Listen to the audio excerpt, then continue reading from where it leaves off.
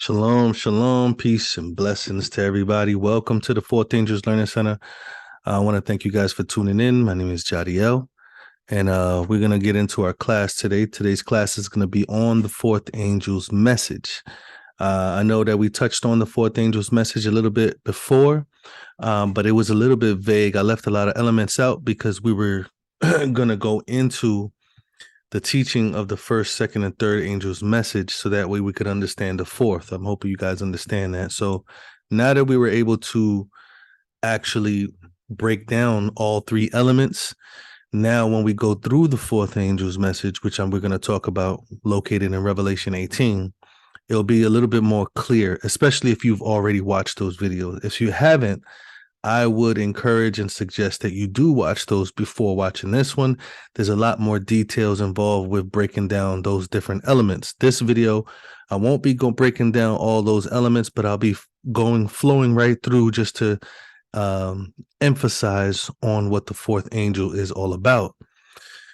So before I get started, I want to encourage you guys to support the ministry. You can support us on PayPal. You can look at the instructions and the link in the description below. But if you have Cash App, you can support us on Cash App with the we're listed under the name $4ALC Bless. That's 4ALC BLESS. And if you have not subscribed already, we encourage you to subscribe. Click the notification bell and likes. We have many more classes, live classes now, every Wednesday at 2 p.m. We have live classes posting. We have a lot of series that's starting to be posted now and be created. We have a Hebrew series coming up, so click notification in order to be notified for those videos as well. And if you want to support us in other ways, the biggest way to support us is to share the video. That way we get the content and the word out, so that way others can be informed and educated on the things that we're learning here today. So with that being said, we can go right into our study. We're going to start with a recap, right? Let's do a recap of the three angels, and then we're going to go right into the fourth angel. So we're going to go to Revelation 14. Revelation 14. I'm not going to break down what those things mean in detail, but I am going to skim over it. In Revelation 14, it talks about 144,000 individuals being chosen and sealed in their foreheads with their father's name. That's what verse 1 talks about. It then talks about the nature and the character of these 144,000. It actually described them as not being defiled with women, which in the first angel's message, we described that there were two women in the book of Revelation, one in Revelation 12, and then we see another one in Revelation 17. One is a pure woman, which represented the pure covenant of Yah, and one is a harlot, which represents a defiled covenant, or a description of a defiled collection of individuals that takes the covenant of Yah and distorts it. Not only is there a harlot, but there's also her daughters. She's a mother of daughters who also push the same agenda that she does. So there's many different women, as far as metaphorically speaking, in the book of Revelation. So not being defiled with women is really hard to kind of try to take this literal, especially when there's a whole lot of symbolism already there. The Father's name written on their foreheads, so there's different things that you can't just take for what it says, especially in the book of Revelation, verse 4, which says that they follow the Lamb wherever they go. They're not really following an actual Lamb. So we have to reveal that, which is what the word revelation means. Reveal what these symbolisms is representing. The women that's located in the book of Revelation are defiled women who's looking to defile Yah's people. So it says that these people were not defiled with women. They were virgins, meaning that they were pure from immoral unity, immoral fornication. And we're going to see why that's so important. They follow the Lamb, which is Messiah, everywhere they go. They're the first fruits unto Elohim and Messiah and the Lamb. And here's one thing right before we get into these three angels located in verse 6 and down. It says that in their mouth was found no guile or no deceit. There was no deceit in their mouth, for they were without fault before the throne of Elohim.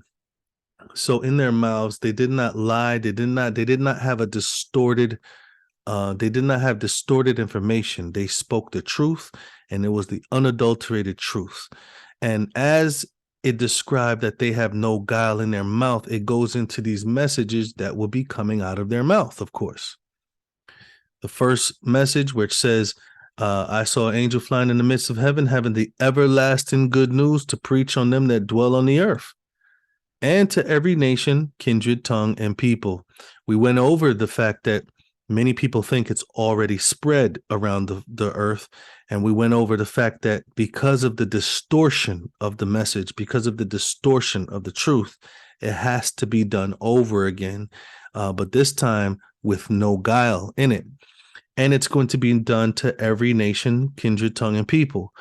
This message is going to consist of, in verse 7, it says, saying with a loud voice, fear Elohim. So there's going to be a reintroducing a clear understanding of fearing Yah and what that means, giving glory to him, giving him all esteem. What does that mean? And the hour of his judgment is come, recognizing the time that we're in, understanding prophecy and historical prophecy. The worship of him, meaning they're recognizing and acknowledging and reverencing the one true Elohim and not being confused by these different explanations such as Trinity, oneness, modalism, etc. It says that we worship him that made heaven, earth, sea, and the fountains of water. This is the first angel's message, which we broke down in that video. Go check it out. It says another angel in verse 8 followed, saying, Babylon is fallen, that great city, because she made all nations drink of the wine of the wrath of her fornication. So here you see fornication. So now you can understand why it says that they are virgins, because they're not in dealings with these unlawful powers, I would say. So in the second angel's message, we break down who Babylon is, we break down the system, and we break down the spread of that system. We break down the nature of Babylon and why this particular power is referred to as Babylon. We located the understanding of Babylon using Revelation and the scriptures and history, and which pointed directly to the Roman Catholic Church, or with the papacy, which is what they refer to as, and how this papacy is perpetuating is falsehood, not just falsehood of itself, just like all these other religions, but taking the word of Yah and distorting it and polluting it, and then reintroducing that as Yah's covenant to the world. And we see that this, we broke down the idea of it falling, how it doesn't mean that it was destroyed.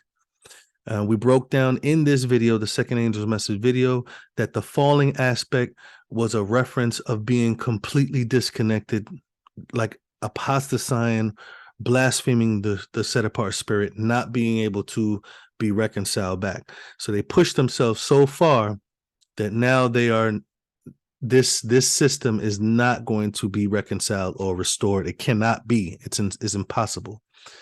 But because of this pollution, it was now able to pollute all nations that drink of the wine of wrath of fornication. So it's very interesting that the first message, the everlasting message that's re-preached, has to go to everybody that dwells on the earth, every nation, tongue, kindred, and people. And we have a Babylonian false information going out to the nations, making them drink of the wine of the wrath of her fornication, meaning that they're in unlawful union with one another, we break that down as well. So we're not going to go into detail about that. You could go check that out on the second angel's message, Who is Babylon and What is Babylon? It's a 2-part video.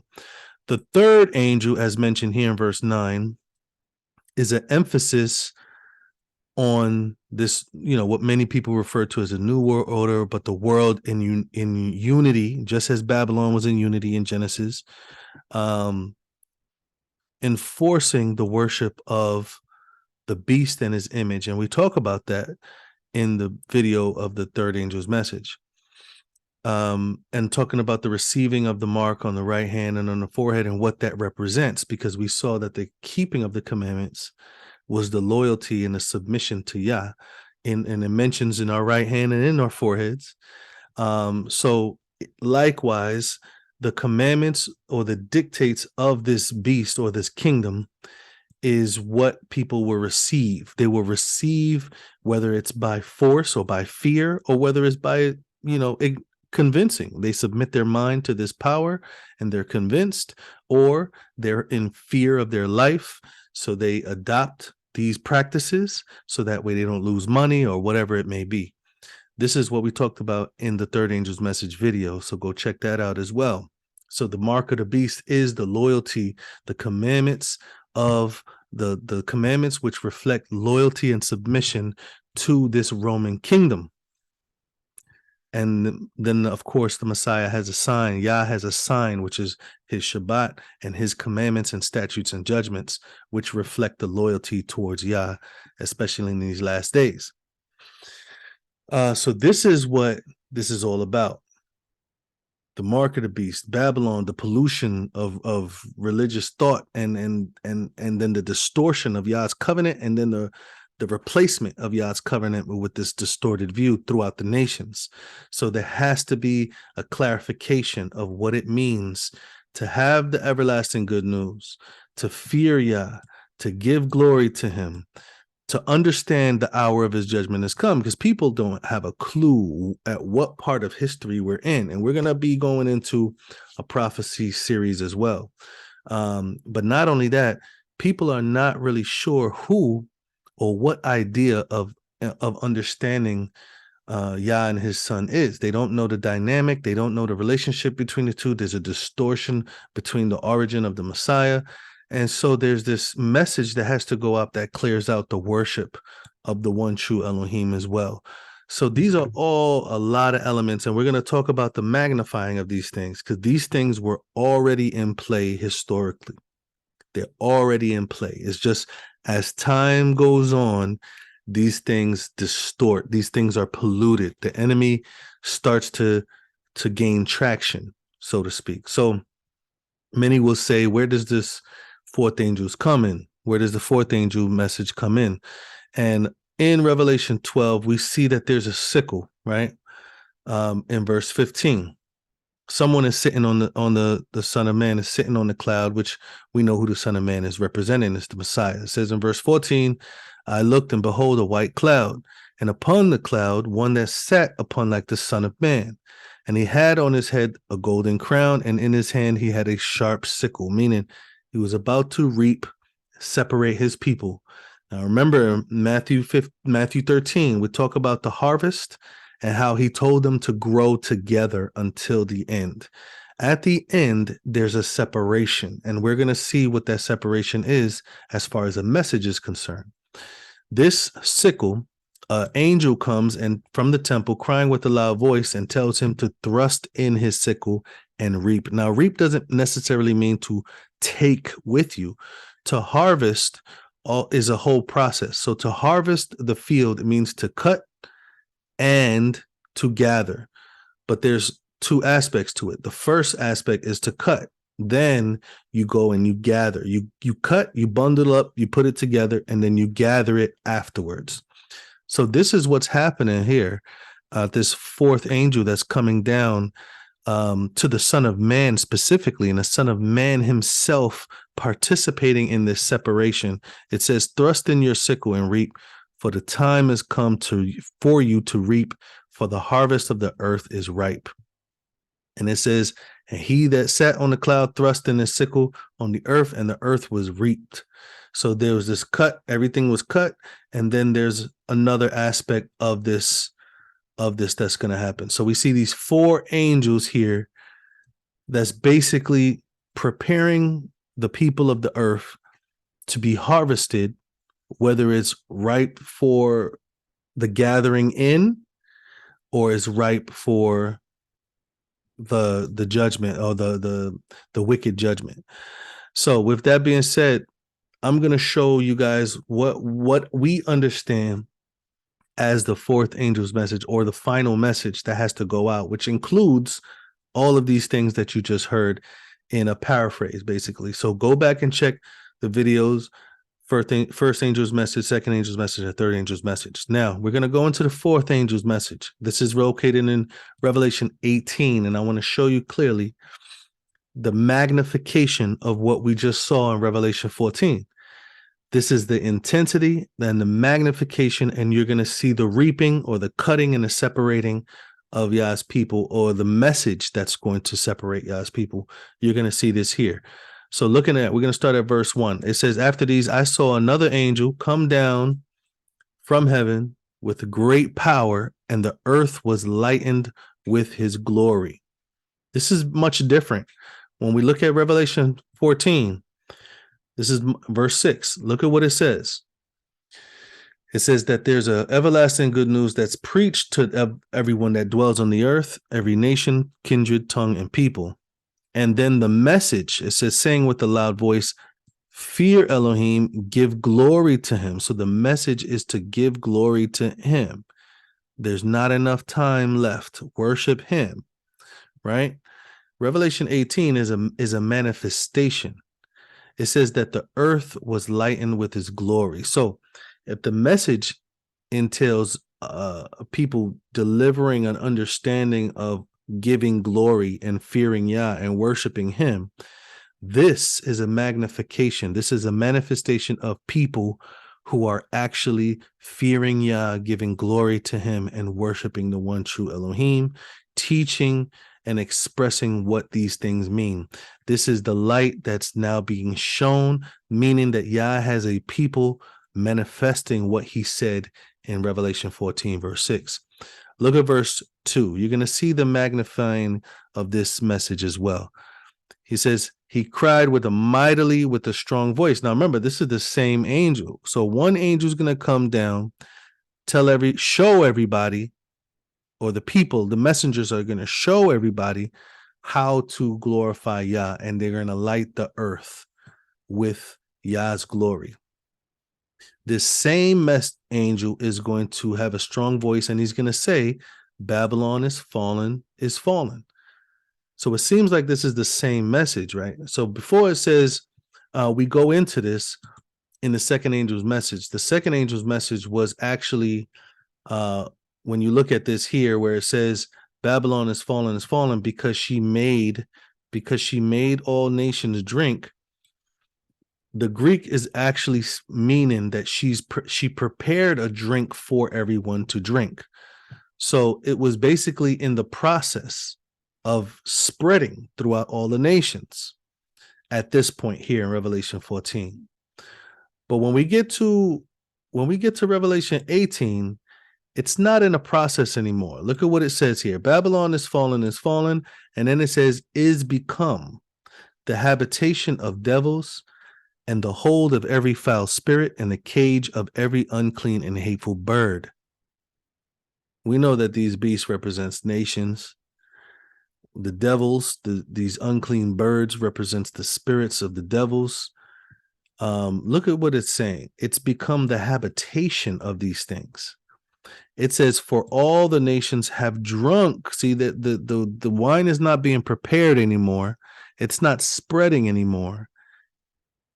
Everyone has been drinking already, and everyone is being affected and drunk of the wine of the wrath of her fornication. Now remember, look at the magnitude. It first talked about the people of the nations. Now it's talking about the governments. Look at what it says. The kings of the earth have committed fornication with her. Who are we talking about? We went over this. We were talking about Babylon being this distorted, Bible power, which is the Roman Catholic influence, the Roman Catholic influence. I'm not going to say they're the only ones, or they're the, many people get caught up on who's the only ones, who's the most powerful. None of that really matters. The enemy is the Satan, is the devil. The devil is the one that's in control of this whole matter, not how many countries is involved. Everybody's involved. So it says, all nations have drunk of the wine of the wrath of fornication. The kings of the earth have committed fornication with her. That means that they've become unified. They've united. They've joined themselves to this religious power, that's polluting and is inhabited by devils. They are in cahoots with them, basically. They're combined, they're together, working together to promote one agenda. But not only the political powers of the earth have fornicated with her, it says the merchants of the earth, which is a representation of the banks. We talked about this in the Third Angel's Message video, where it talks about how even the governments are involved in replicating what Rome is doing. Not only that, but countries actually pay money to the Vatican because they have a bank, and then in turn, the influence of the Vatican going around the world is what is returned to these merchants. So it says the merchants of the earth are waxed rich through the abundance of her delicacies. Now watch this. And I heard another voice from heaven saying, come out of her. This is the sickle. This is the cutting, the separating of the wheat and the tares. Come out of her, my people, that you be not partakers of her sins, and that you receive not her plagues. This is what we referred to in the Third Angel's Message about the mark of the beast, and those who have the mark will receive the plagues. This is the final message before that time. Come out of her, come out of confusion. Stop partaking in these governments. Stop partaking in these financial establishments. Stop partaking in these national religious groups. Stop partaking in these things. Separate yourself. Come out of those things and don't partake in their sins. Because those who partake in their sins will receive of her plagues. Verse 5 says, for her sins have reached unto the Shamayim, unto heaven, and Elohim have remembered her iniquities. So it's very important that we grasp the magnitude of this fourth angel. It's not necessarily saying that there's 4 separate messages that has to be preached at 4 separate. This is actually a understanding of the entire scripture restored and delivered to the nations, so that way they can recognize who is fallen, who is polluted, who is corrupted, and pursue the truth and coming out of confusion. So there's many people who's waiting, many people who's bashing, many people who's also denying when these messages are actually delivered and made clear, because there's so many distortions that's involved in the wine of Babylon. There's so many things, and especially if we understand what scripture is saying, verse 3, it says all nations have drunk of the wine of the wrath of her fornication. Like, these things have been taking years to spread, to fulfill their agenda, to get this pollution. But praise Yah that he has his people that's going to teach the unadulterated truth with no deceit in their mouth. They're not trying to cover up anything. They're not trying to hold back any truth. They're trying to restore everything that is incorrect about these scriptures, everything that's incorrect about what's being taught from these scriptures. The truth is what's going to expose Babylon as being fallen. The truth is what's going to expose Babylon as being the inhabitation of devils and the hold of every foul spirit and cage of every unclean and hateful bird. We are declaring the truth in order to get people to come out of Babylon so they don't partake in the sins. When there's lies, error affects the mind. We know Romans 12 tells us that there is that we are transformed by the renewing of our mind. And if we're transformed by the renewing of our mind for the good, then we have to understand that we're also transformed by the renewing of our mind for the bad as well. We do not want to conform to this world. We don't, though the world has drunk the wine of Babylon. So to conform to the world is to adopt the wine, adopt the doctrines and the teachings and the ideologies and the thinking and the lifestyle and the to adopt anything that's involved with this pollution, to not be tainted. And not only to not be tainted, but to come out of that pollution as well. So this is what the fourth angel's message is all about. Is about making the crooked path straight, preparing a people for Yah before the great and dreadful day of Yah comes. Because when that time comes, then people are going to partake in those sins. So we have to understand these things. And please, when you're looking at the studies that's here, before you count it off, before you say this is incorrect, test it first. You have full access to ask questions, and we'll be more than happy to put videos together responding to the confusion that may occur when watching our videos. Now there's many other people. I can't say that there's many people that's teaching unadulterated truth, but there's many people that's being honest with the scriptures and allowing it to be tested. And there's many people that's not. They're just like, if you're not with us, then you're not. Then you're condemned. This is not how you ought to be. So what I'm saying is we are a companion to everybody that keeps Yah's commandments and has the faith of the Messiah. And we are here to answer any questions. We are here to fellowship. We are here to counsel. We are here to give advice. We are here to mentor. We are here to do all the things that Yah calls us to do as servitude for all of Yah's people everywhere. There's not one group that we are connected to exclusively. We are connected to different groups. And different groups function in different ways. But this ministry is to give that message to the world, to all nations, tongues, and kindreds and people, because the pollution has been corrupting all nations for years. And now it's time to restore all things. So I hope that this was clear as to what the fourth angel's message agenda is and what it means. And if there's any questions, feel free to give us an email. Feel free to contact us on Facebook, and we'll be happy to respond. Shalom, everybody. I hope you guys have a blessed day. Shalom, shalom. Thank you guys for joining our study today. I hope that it was edifying. And if you want to support this ministry, you can support us on 4alc.com.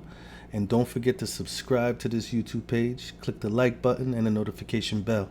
I hope to see you guys on the next study. Shalom, guys.